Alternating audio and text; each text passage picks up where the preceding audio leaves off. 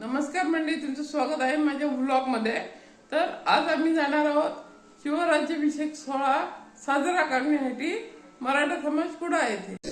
वर्तमान समय में भी उसका कितना एक दूरदर्शीता था वो उदारपणा, किती राजकारणाची जाणीव। हा शिवाचा पुत्र होता, हा सूर्याचा पुत्र होता, ते तेज त्याच्यात येणारच। मराठीयांची पोरे आम्ही नाही भिणार मरणाला, सांगून गेला कुणी मराठी शाहीराव या विश्वाला। तीच आता जाऊ साहेबांचं दर्शन घेणं आलं। शेवटची पिता पुत्र आहे, ही शेवटची मायलेकरांची भेट। अत्यंत गंभीरपणे महाराज आऊसाहेबांच्या जवळ आले। दोघांनी एकमेकांना नीट निहाळलं। काय बोलले असतील हे दोघं एकमेकांशी? हे काय नक्की आईचं आणि मुलाचं नातं असेल?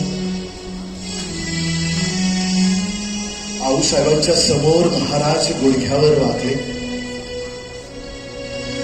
आपल्या लाडक्या आईला कुशीत शिरण्यासाठी म्हणून त्यांनी आपले दोन्ही हात तिच्या चरणावर ठेवले। त्या लाडक्या राजाच्या अवग्रहण करताना, त्याच्यावर नजरेचं लिंब लावून जाताना ती माऊली बघत होती राजाला। तिचा पूत आता संपला, तिचा पुत्र आता संपला, आता उरणार होता फक्त मराठ्यांचा राजा, हिंदूंचा राजा। आपला पुत्र हा जगासाठी या स्त्रीने ओवाळून दिला।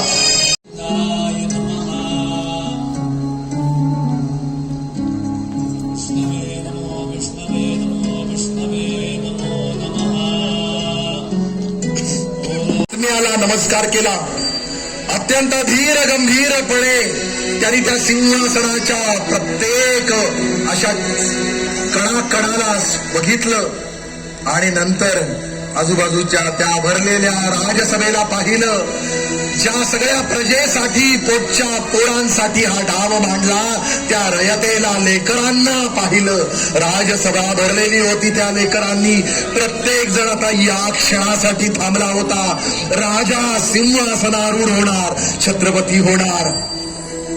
गागाभट्टांनी आज्ञा केली आणि महाराजांनी पायाचा स्पर्शही न करता सिंहासनावर वज्रासनामध्ये शिवछत्रपती आरूढ झाले। आमचा राजा झाला।